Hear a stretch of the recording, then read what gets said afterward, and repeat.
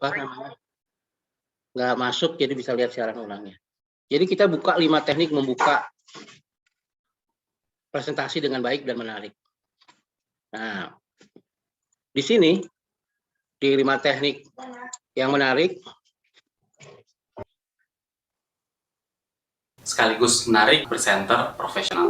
Dalam video berikut ini, saya ingin menjelaskan pada Anda 5 teknik untuk membuka presentasi Anda secara menarik sekaligus meyakinkan. Mari kita saksikan video berikut ini. Sebelum kita membahas lebih jauh tentang teknik-teknik dalam membuka sebuah presentasi, saya menjelaskan terlebih dahulu apa sebenarnya fungsi dari sebuah pembukaan dalam presentasi. Fungsi yang pertama adalah untuk menjelaskan tujuan Anda. Pembukaan presentasi berfungsi untuk memberitahu kepada audiens apa yang bisa mereka dapatkan dari sesi presentasi tersebut. Fungsi yang kedua dari sebuah pembukaan adalah untuk memberikan gambaran umum, gambaran besar tentang apa saja yang akan Anda bahas, berapa lama waktu yang Anda pakai, mana yang akan diikutsertakan dan mana yang tidak dalam presentasi Anda. Dan yang terakhir, sebuah pembukaan juga memiliki fungsi untuk memotivasi audiens, menciptakan daya tarik sehingga mereka berkeinginan untuk menyaksikan presentasi Anda dari awal sampai akhir. Nah, sekarang setelah Anda mengetahui bahwa pembukaan presentasi memiliki fungsi yang sangat penting dan pembukaan adalah sesuatu yang paling awal didengar maupun dilihat oleh audiens Anda. Oleh karena itu, bagian ini adalah bagian yang akan mereka ingat paling kuat. Anda perlu menciptakan sebuah pembukaan yang baik sekaligus menarik buat audiens. Sekarang mari kita lihat seperti apa teknik-teknik dalam membuka sebuah presentasi. Saya akan mengajarkan 5 teknik di sini. Yang pertama adalah Anda bisa membuka presentasi dengan menjelaskan maksud dan tujuan dari presentasi Anda. Setiap presentasi pasti memiliki maksud dan tujuannya. Oleh karena itu, dalam pembukaan Anda sampaikan apa yang menjadi maksud Anda, apa tujuannya, dan apa yang akan diperoleh oleh audiens di akhir sesi presentasi. Saya akan beri contoh seperti ini. Misalkan saya adalah seorang yang menjual sebuah sistem kepegawaian buat perusahaan, dan di hadapan saya sudah hadir para HR Director dari berbagai perusahaan di Indonesia. Maka saya bisa membuka dengan menjelaskan maksud dan tujuan sebagai berikut. Selamat pagi Bapak dan Ibu Direktur HR yang saya hormati. Dalam kesempatan ini, saya akan menjelaskan kepada Anda sebuah sistem kepegawaian yang baru, yang paling mutakhir. Dan nanti Anda akan melihat dalam 30 menit ke depan bahwa inilah sebuah sistem yang mampu menjawab segala kebutuhan Anda tentang pengelolaan karyawan. Bagaimana menyimpan database-nya dengan rapi, bagaimana menyimpan histori dari masing-masing orang, apa perkembangan mereka, dan bagaimana development mereka, sehingga Anda sebagai seorang pengambil keputusan di bidang HR akan mampu melihat siapa yang hendak Anda kembangkan di masa yang akan datang. Dan di akhir presentasi nanti, saya yakin bahwa Anda akan sadar, inilah sebuah sistem yang layak untuk Anda pakai dan Anda terapkan di perusahaan Anda masing-masing. Itu tadi contoh kita membuka dengan menggunakan atau menjelaskan maksud dan tujuan. Audiens akan langsung paham apa yang diharapkan dari presentasi tersebut. Sekarang kita akan bahas teknik yang kedua, yaitu teknik menggunakan pertanyaan. Teknik ini saya pakai ketika saya tampil di forum TEDx Jakarta, di mana saya membawakan topik bagaimana membaca 52 buku dalam setahun. Seperti apa contoh teknik tersebut? Saya akan contohkan seperti ini. Rekan-rekan sekalian, saya ingin mengajukan sebuah pertanyaan pada Anda. Berapa banyak buku yang Anda baca dalam setahun terakhir? Mungkin ada Anda yang menjawab 10 buku, 5 buku, atau jangan-jangan tidak ada sama sekali. Penelitian di Amerika Serikat menunjukkan bahwa 1 dari 4 orang dewasa tidak membaca sebuah buku pun dalam setahun terakhir. Anda bisa bayangkan, ini adalah sebuah penelitian di negara besar seperti Amerika Serikat, dan kita bisa bayangkan seperti apa kondisinya di Indonesia. Oleh karena itu, hari ini saya ingin menjelaskan kepada Anda betapa keterampilan membaca cepat akan bisa mengubah dunia Anda, akan bisa menjadikan Anda manusia yang lebih maju, lebih produktif untuk bangsa ini.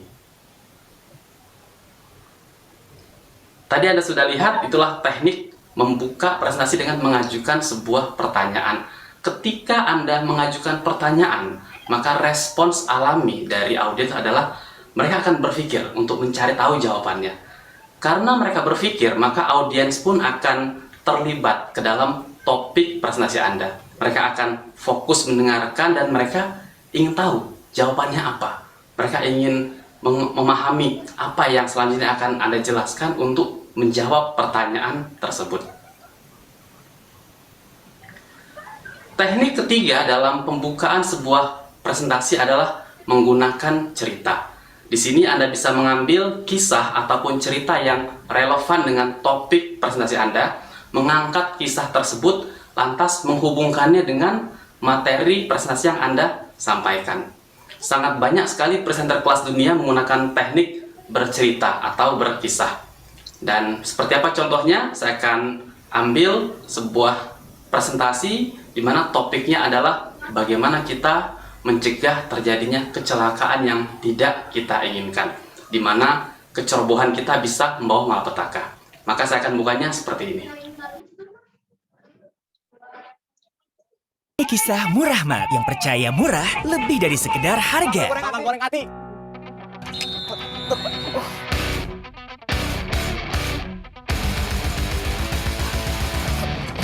Sambal goreng ati tinggal sebiji, tetap bisa dibagi. Karena dia murah hati. Kamu kapan nikah? Banyak pertanyaan. Maklum. Gajimu berapa? Nikah itu gak murah loh. Emang udah ada calonnya? Walau keringat dingin di depan umum, Ada Sekar. Sekar. Sekarang belum siap. tapi tetap murah senyum. Pengen ganteng, Pol?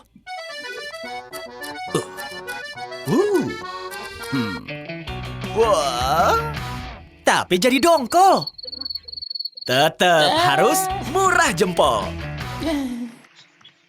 Murah Mat memang pemurah. Maka hidupnya jadi mudah. Karena yang murah-murah emang bikin deket. Seperti ongkir murah Jagopek dari Lion Parcel. Kirim ke seluruh daerah, semurah ke depan rumah. Jagopek dari Lion Parcel. Murahnya bikin deket. Ngapain, Pak? Mau dikirim juga, Pak, biar murah jodoh. Udah, Pak. Udah selesai iklannya. Harga kasur mimpi ini juga sepertiga lebih murah dibandingin luxury bed dari brand-brand terkenal. Rekan-rekan sekalian, saya ingin bercerita kepada Anda. Saya punya seorang tetangga sekaligus sahabat yang sangat baik sekali. Dia adalah seorang yang menjadi panutan buat kami, dan dia juga orang yang selalu patuh terhadap segala macam aturan. Suatu hari, tetangga saya dan sahabat saya ini, dia telat tidur karena tadi malam dia bergadang untuk menyiapkan sebuah meeting penting keesokan harinya. Rekan saya terlambat bangun sehingga dia tergesa-gesa sekali pagi itu. Dia buru-buru mandi, tidak sempat sarapan. Dia ambil sedikit sarapannya dan kemudian dia ambil handphonenya. Mulailah rekan saya itu menghidupkan mesin mobilnya. Dan sambil dia mulai menginjak gas, dia sempatkan untuk mengirim sebuah SMS. Dia kirim sebuah pesan singkat, "Bos, mohon maaf, mungkin saya akan datang sedikit terlambat ke kantor." Baru saja rekan saya menginjak pedal gas mobilnya, dia kaget. Di depannya seorang anak kecil bersepeda lewat. Dan rekan saya bukannya menginjak pedal rem, dia malah menginjak pedal gas lebih dalam. Anak tersebut tertabrak, terpental, dan ternyata anak tersebut tidak tertolong. Rekan-rekan sekalian, tahukah Anda siapa anak kecil yang ditabrak oleh tetangga saya, oleh sahabat saya tadi? Ternyata anak itu adalah anaknya sendiri. Hari ini saya ingin mengajak kita semua untuk menyadari betapa pentingnya berkendara dengan baik, dengan tertib. Karena kecerobohan yang Anda lakukan bisa membawa malapetaka, bahkan buat orang-orang yang paling Anda cintai. Itu tadi sebuah contoh bagaimana Anda membuka sebuah presentasi menggunakan teknik bercerita.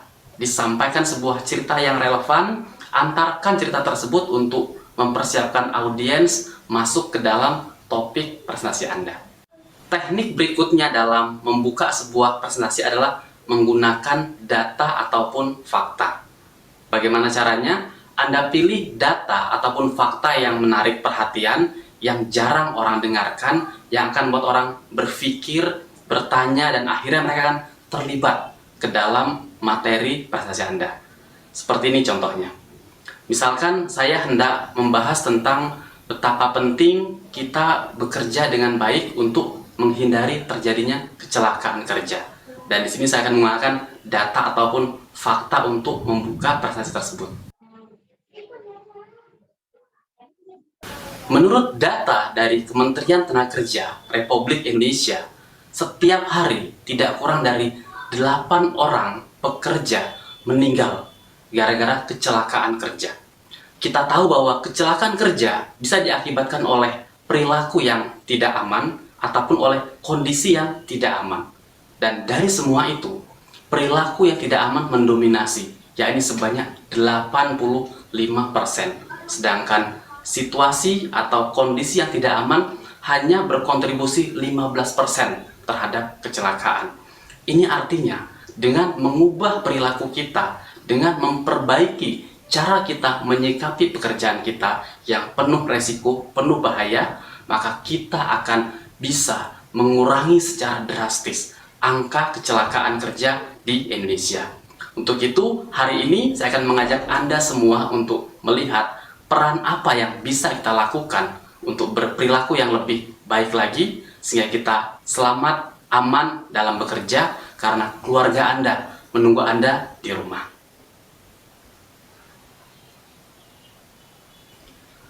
Anda bisa lihat tadi saya menggunakan data ataupun fakta untuk membuka sebuah presentasi. Sekarang kita akan bahas teknik yang kelima atau teknik yang terakhir. Dalam teknik ini kita bisa menggunakan sebuah kutipan ataupun pernyataan. Kutipan dan pernyataan ini bisa kita pilih dari kutipan orang-orang yang sudah dikenal umum oleh publik, public figure, ataupun orang-orang yang terkenal. Anda bisa pakai kutipan mereka yang relevan dengan materi presentasi Anda. Seperti ini contohnya. Misalkan saya hendak membahas sebuah presentasi yang akan membahas bagaimana cara membangun sebuah organisasi pembelajar. Dan saya akan menggunakan kutipan dari Alvin Toffler. Maka saya akan membukanya seperti ini.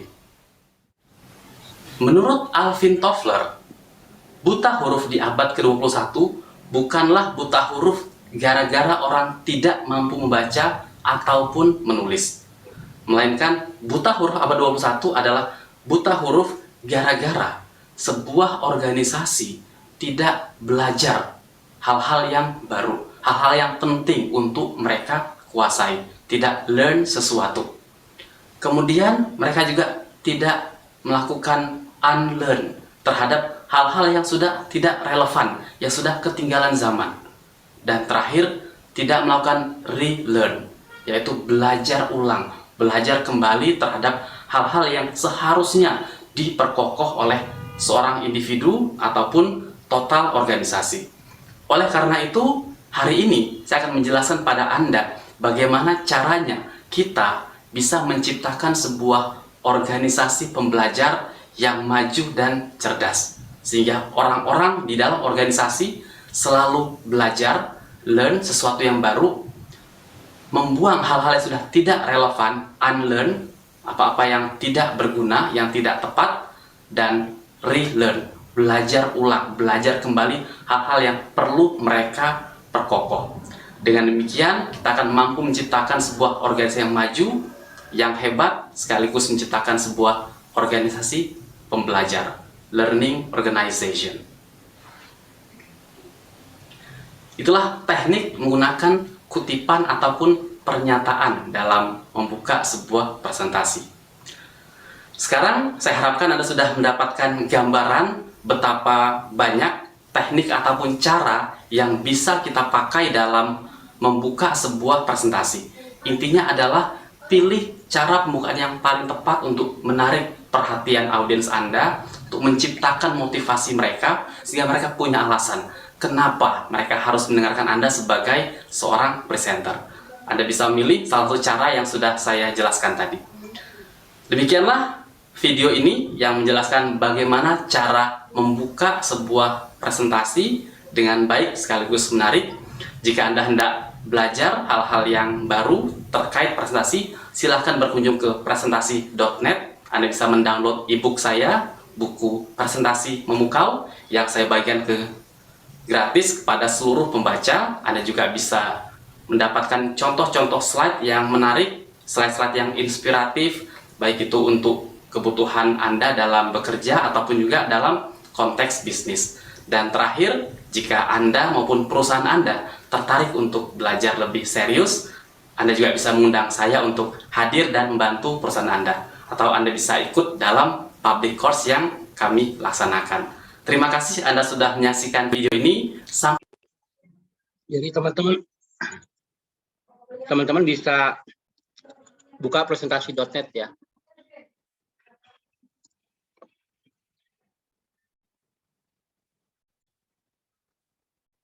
Nah, teman-teman juga nanti bisa belajar dari kawan-kawan yang sekarang kelas 9.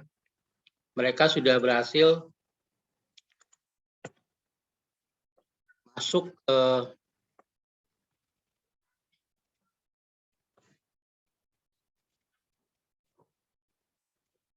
lab bicara ya. Lab bicara itu mereka berhasil dalam mempresentasikan kartulnya. Kita lihat ya, lab bicara.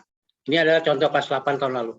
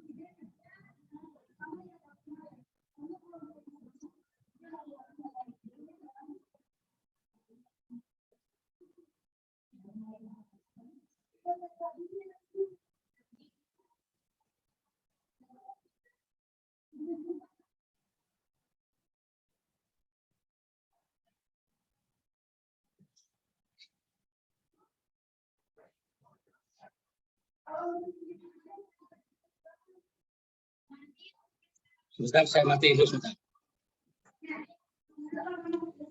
Tunggu, bentar. Ada suara bocor. Ya, sebentar. Siapa tuh? Suara siapa?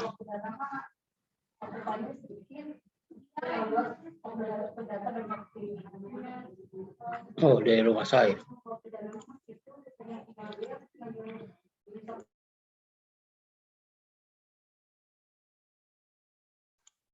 Ya. Bentar ya.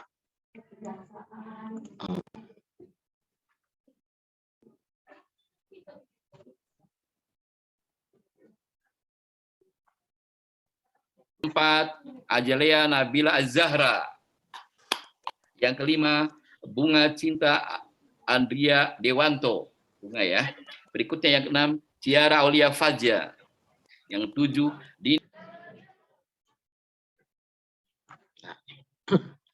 Perhatikan cara mereka mendekati.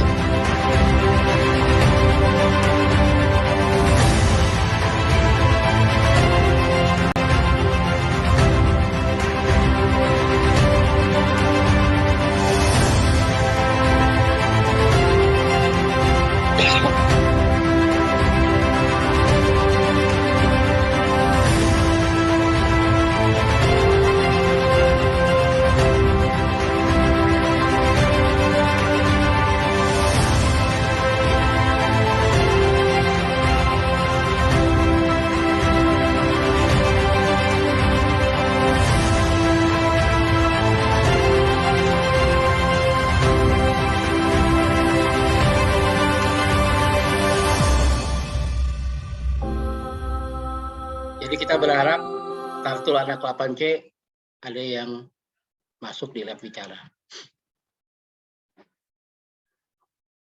Nah, ini adalah OSIS, kakak OSIS. Oke, Ra. Gimana? Keren banget kan teasernya? Keren banget. Kita udah tahu ya siapa aja yang bakal tampil di lab bicara tahun ini. Dan juga topik-topik yang akan dibawakan. Nah, kalau daripada kita banyak ngomong gini, gimana kalau misalkan kita langsung panggil penampil yang pertama? Oke. Penampil pertama itu ada dari Kak Amira. Ia akan membawakan dengan judul Kuliner dalam Genggaman Remaja. Oke, aku sapa dulu ya. Halo Kak Amira. Halo. Nah, Kak Amira, gimana nih perasaannya udah masuk ke 10 besar ini? Tegang kah? Senang kah? Sebenarnya gak kepikiran sih, soalnya aku kira tuh topik aku tuh gak seberapa sama teman-teman aku gitu kan. Terus juga pas pertama kali tahu kalau kepilih yang 34 besar sebelum jadi 10 besar ini juga gak kebayang sama sekali gitu kan. Terus ya udah aku lakuin aja rangkaian seleksinya. Terus ternyata kepilih sampai 10 besar ini, seneng banget sih, sama bangga juga sih sama diri sendiri. Alhamdulillah ya, gak kebayang ya Kak. Iya, gak kebayang. Kakak ini kan penampil pertama untuk lab bicara tahun ini nih. Aku mau kasih satu pertanyaan Kak, sedikit pertanyaan. Nah, aku yakin pertanyaan aku ini tuh juga merupakan pertanyaan teman-teman, terutama untuk angkatan 28. Nah, gimana sih Kak tips atau cara untuk meyakinkan para penguji untuk dari materi kakak ini bisa masuk ke 10 besar? Kalau aku ya, tips aku pas lagi sidang karya tulis, sebenarnya aku bawa santai aja sih, jangan dibawa tegang. Terus pokoknya jangan sampai kalian tuh kelihatan kayak apa ya, tegang terus jadi kaku terbata-bata gitu. Karena kalau kayak gitu pasti nanti penguji otomatis langsung kayak, oh ini anaknya pasti udah nggak pede duluan sama diri sendiri gitu kan. Jadi aku pas lagi sidang karya tulis, aku kayak bawa santai terus omongin aja apa yang ada di otak gitu loh. Jadi biar kelihatannya kalian tuh bisa menguasain materi kalian gitu. Pokoknya kalian keluarin aja dulu semuanya, masalah benar atau enggaknya itu belakangan. Oh gitu, bener sih, bener. Jadi kayak biar gak kelihatan tegang banget gitu ya. Oke, karena udah penasaran nih aku dan teman-teman, kita langsung aja ya Kak, play video kakak. Ya, boleh. Langsung aja.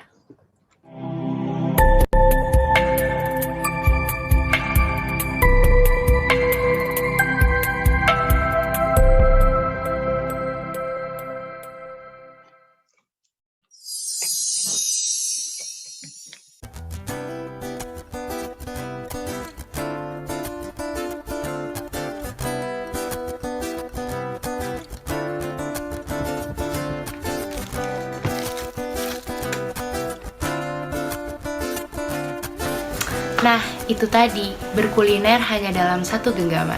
Order makanan melalui layanan pesan antar makanan udah nggak asing dong. Dan mungkin kalian juga udah pernah ngelakuin kegiatan itu. Tapi, tunggu dulu. Sebelum kita bahas lebih lanjut tentang layanan pesan antar makanan, kita bahas dulu sedikit tentang sistem jual beli online.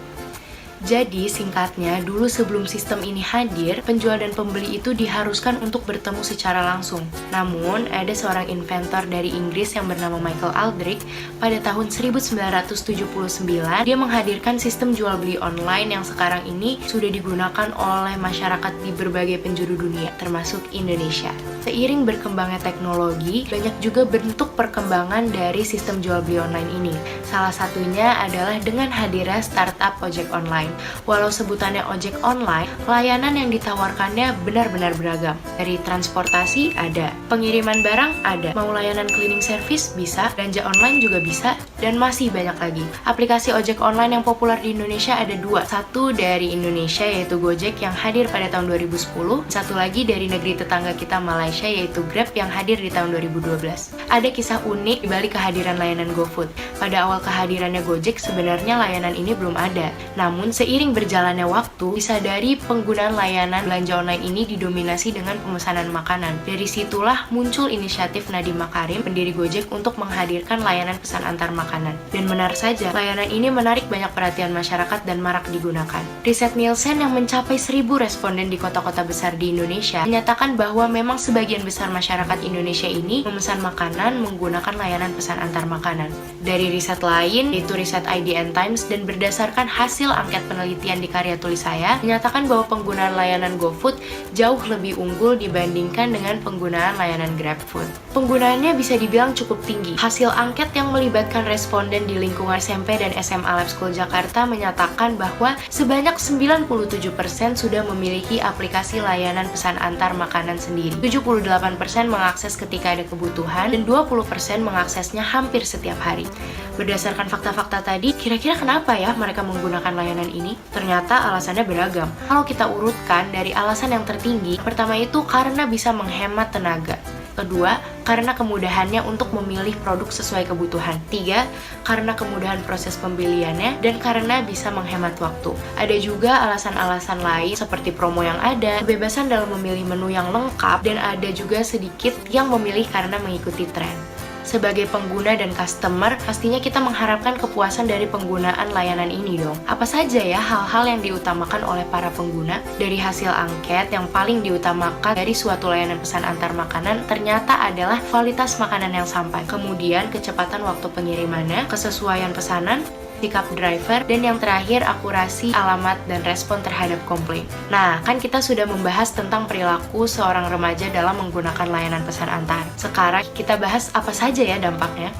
Baiknya, dampak ini bisa memberikan kemudahan dan menjadi solusi untuk menjangkau makanan yang jauh lokasinya tanpa harus keluar rumah, seperti pada situasi pandemi sekarang ini, ataupun di situasi mendesak lainnya. Segala kemudahan yang tersedia di layanan ini juga bisa memicu hadirnya perilaku buruk pada diri kita. Kita bisa saja jadi berperilaku mager atau malas gerak. Pada hasil angket, sebagian besar mengatakan jadi malas keluar karena alasan cuaca, malas mengantri di toko, malas keluar karena waktu tempuh di perjalanan, dan ada juga yang jadi malas memasak makanan di rumah dan malas diajak untuk makan di luar. Kalau didengar-dengar mungkin sifat mager ini memang sudah sangat familiar di remaja. Tapi siapa sangka, sifat mager ini bisa jadi sangat berbahaya bagi kesehatan kita. Menurut penelitian WHO, sifat malas ini menjadi salah satu penyebab kematian terbanyak di dunia. Mungkin banyak dari kalian yang baru tahu fakta ini kan? Dan satu lagi, sifat ini mengurangi interaksi kita, di mana kita sebagai remaja itu sangat membutuhkan interaksi. Selain malas, kemudahan ini juga bisa memicu perilaku konsumtif di diri kita. Sebagian besar responden mengatakan mereka seringkali meminta uang saku tambahan ke orang tua untuk tambahan saldo layanan mereka. Mereka juga memesan makanan-makanan yang sedang hits di kalangan teman-temannya. Mereka juga membeli makanan kapanpun mereka mau, bahkan ketika sudah tersedia makanan di rumah sekalipun. Dan satu lagi yang menjadi hobi baru remaja saat ini adalah berkirim makanan dengan teman-temannya. Sekarang kita lihat seberapa kuat sih pengaruh layanan ini terhadap perilaku mager dan konsumtif para responden.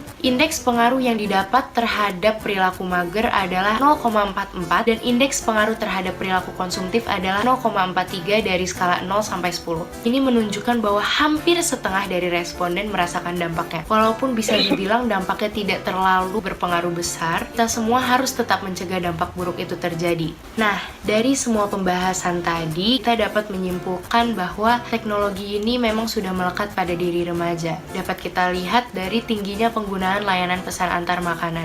Kemudahan dan kepraktisan yang tersedia menjadi alasan utama penggunaan layanan ini. Dan walaupun dampaknya terhadap perilaku tidak terlalu besar, tetap saja ada sebagian orang yang merasakan dampak ini dan kita tentunya tidak mau merasakan dampak tersebut. Saran dari saya cukup satu, jangan terlalu bergantung dengan kemudahan yang ada selagi masih aman dan mampu untuk dilakukan, agar kita semua bisa terhindar dari dampak-dampak buruk yang bisa saja terjadi di diri kita. Gimana?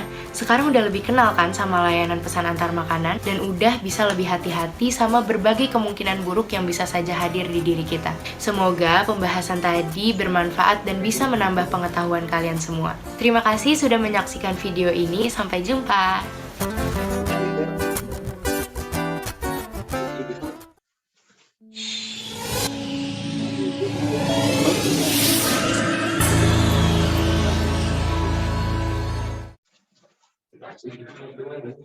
Oke, itu dia video dari Kak Mira ya, Wak.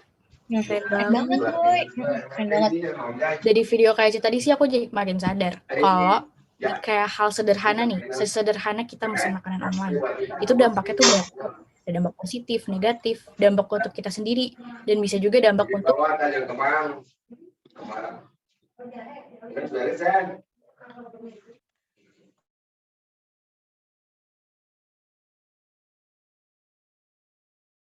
Ya, itu adalah contoh presentasi dari kelas 9, kakak kelas kalian, yang sudah berhasil mempresentasikan karya tulisnya dan masuk di kegiatan lab bicara. Nah, saya pengen dari kelas 8C ada yang kartunya terpilih di kegiatan lab bicara. Kalian tahu nggak? Tadi kakak kita pakai presentasinya pakai apa? Pakai aplikasi apa?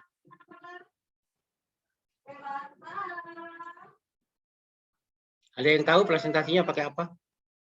Nggak tahu, Pak. Kakak kalian pakai presentasi menggunakan aplikasi Prezi. Ya, Prezi. Ini saya kasih linknya dulu ya. Buat kalian nanti bisa nyontoh. Jadi semangat kan. Bikin kartul. Jadi saya nggak mau kalian bikin kartulnya asal-asalan. Kalau bisa kalian ikut lomba karya ilmiah remaja. Jadi benar-benar hasil penelitian yang bagus. Karena pengalaman saya ikut lomba karya tulis ilmiah, hadiahnya berangkat ke luar negeri. Saya sendiri terpilih jadi juara ketiga waktu itu dan mendapat hadiah untuk kursus singkat di China University of Mining Technology. Jadi kalau kita sedang menulis tuh karya tulis khususnya ya, itu hadiahnya banyak banget dari pemerintah, dari Kemdikbud. Nah, saya akan contohkan 5 aplikasi yang sekarang lagi tren.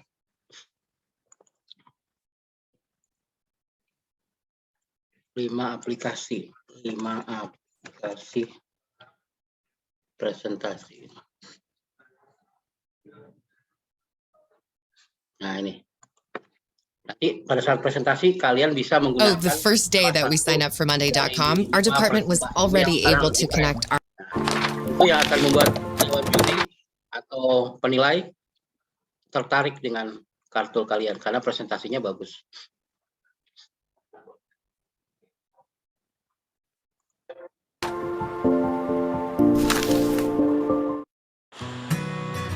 Presentasi adalah kegiatan memaparkan suatu ide atau informasi kepada orang lain. Kegiatan ini umum dilakukan untuk keperluan sekolah, kuliah, hingga pekerjaan. Dalam dunia digital, seperti sekarang, presentasi menjadi salah satu keterampilan yang wajib dikuasai. Berikut 5 aplikasi pembuat presentasi yang menarik.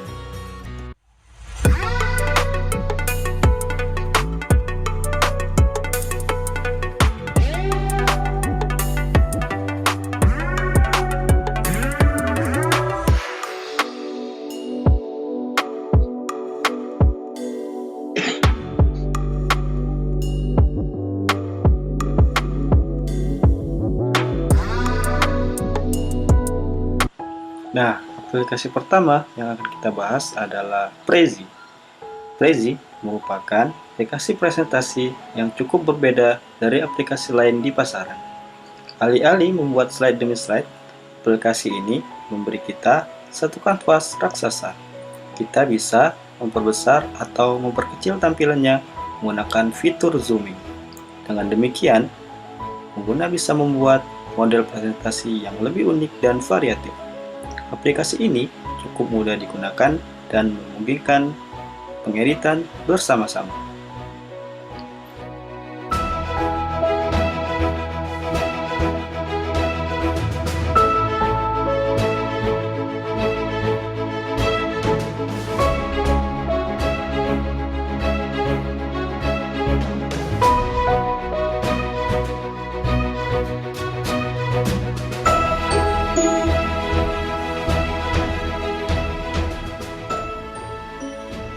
Yang kedua, ada Canva.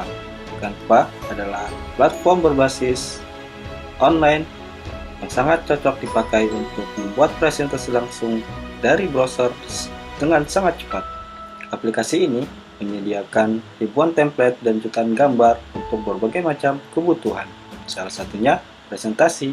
Presentasi bisa dihasilkan dengan sangat menarik dengan banyaknya animasi dan juga aset-aset yang sudah disediakan oleh Canva.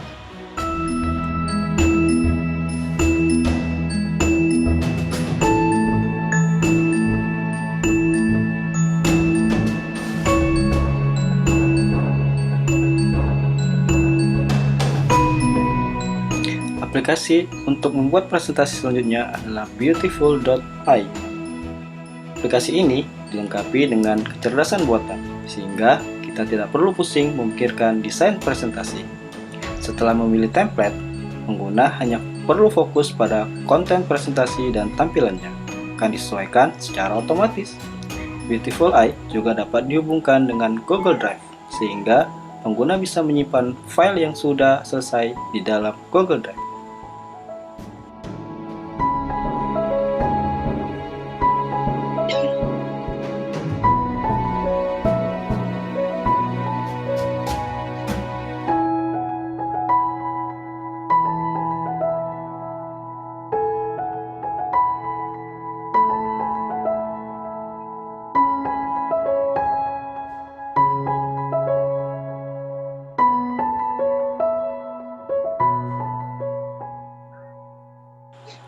Aplikasi berikutnya ada Ludus. Ludus adalah aplikasi yang ditujukan bagi orang-orang yang ingin presentasinya terlihat seperti sebuah karya seni. Ludus telah terintegrasi dengan beberapa aplikasi lain seperti YouTube, Google Fonts, dan Figma, sehingga pengguna bisa mengambil konten dari sumber lain. Aplikasi ini juga memungkinkan pengguna untuk mengedit dan memecah file SVG, mengunggah file font ciptaan sendiri, atau bahkan menyalin file dari Sketch dan Adobe Illustrator.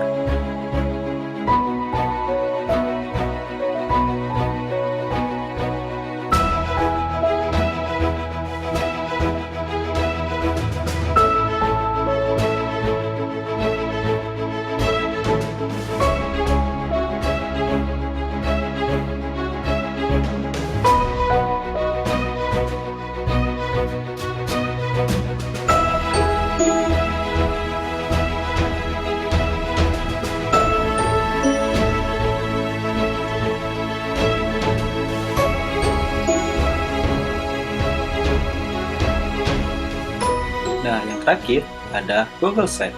Google Sheets merupakan bagian dari Google for Education. Google Sheets adalah aplikasi presentasi yang memiliki sejumlah fitur umum layaknya PowerPoint. Aplikasi ini mendukung penyematan video, pembuatan diagram, hingga menambahkan animasi ke dalam slide. Pilihan template dari Google Sheets cukup terbatas, namun pengguna bisa mengimpor ratusan template tambahan secara gratis ataupun membuatnya sendiri. Selain itu, Google Sheets juga memungkinkan pengguna mengedit presentasi bersama-sama dengan bantuan internet.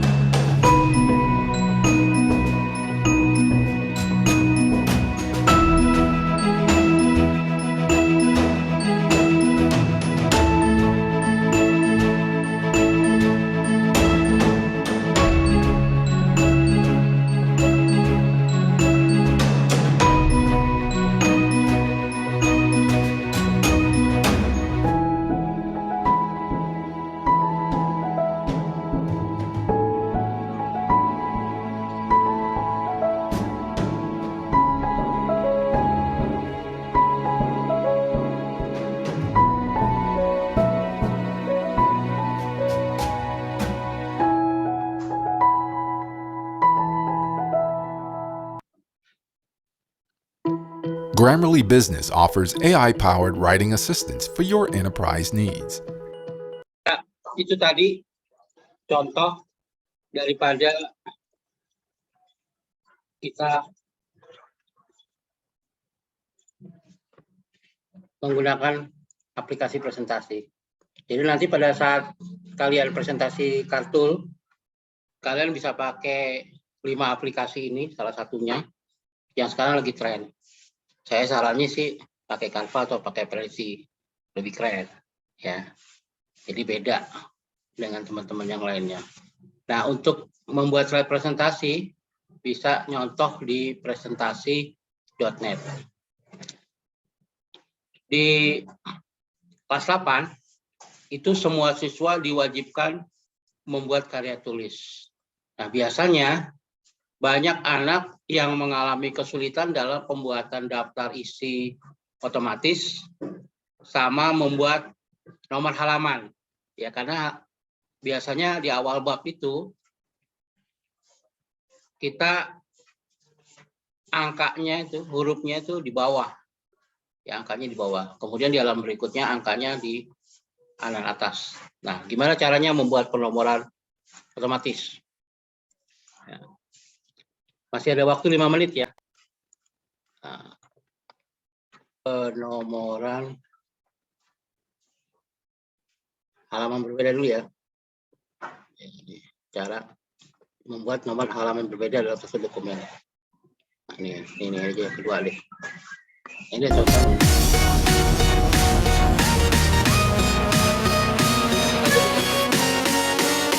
Ketik aja perlahan berbeda.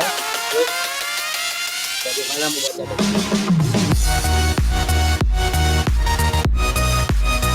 Jadi tinggal buka YouTube.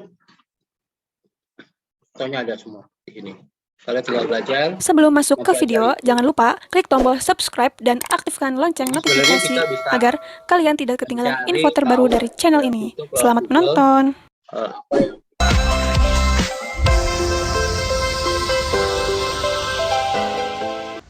Halo sahabat Irfan Chip, di video kali ini kita bakal bahas cara membuat daftar isi otomatis di Microsoft Word. Di video ini, saya menggunakan Microsoft Office versi 2019. Tapi jangan khawatir, karena tutorial ini bisa diikuti oleh kalian yang menggunakan Microsoft Office versi berapapun. Di sini, saya sudah menyiapkan file skripsi dari bab 1 sampai bab 2. Kemudian, saya akan membuat daftar isinya. Pertama, kita harus pahami bahwa dalam penulisan karya ilmiah, baik makalah ataupun skripsi, terdapat bab dan subbab. Setelah mengetahui bab dan subbab, selanjutnya kita akan mengubah bab menjadi heading 1 dan subbab menjadi heading 2. Kita blok terlebih dahulu tulisan bab 1, kemudian klik kanan di heading 1, lalu pilih Update Heading 1 to Match Selection. Lalu kita blok tulisan di subbab, kemudian klik kanan di heading 2, lalu pilih Update Heading 2 to Match Selection. Lakukan hal yang serupa pada semua bab dan subbab.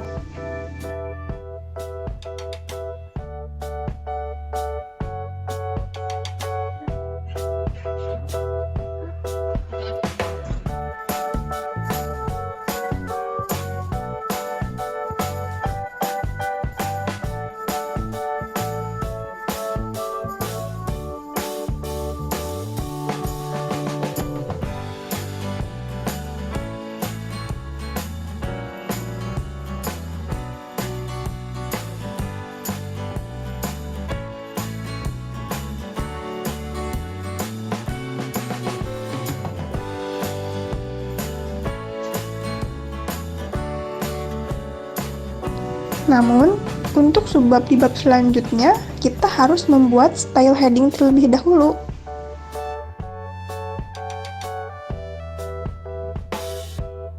Pilih Create Style, isikan nama,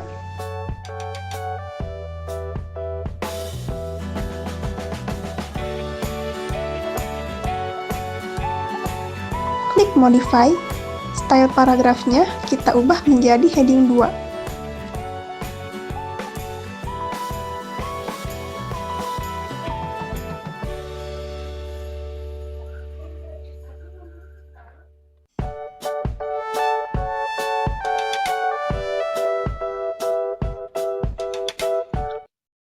Jadi begitu ya anak-anak. Kita sudah harus mempersiapkan kartu kita dengan baik. Kita berkelahi dengan waktu. Tidak bisa diundur lagi kalau sudah harus siap. Akhir Maret ini tanggal 25 kalau nggak salah. Sudah siap kartunya. Kemudian siapkan presentasi dengan baik. Teman-teman bisa buka presentasi.net. Bisa buka YouTube, buka 5 aplikasi presentasi yang lagi tren sekarang. Semoga di kelas 8C ada yang lolos masuk lab bicara 10 besar. Om saya doakan. Terima kasih. Assalamualaikum warahmatullahi wabarakatuh. Waalaikumsalam. Waalaikumsalam, Pak. Ya. Sekarang gurunya siapa ya?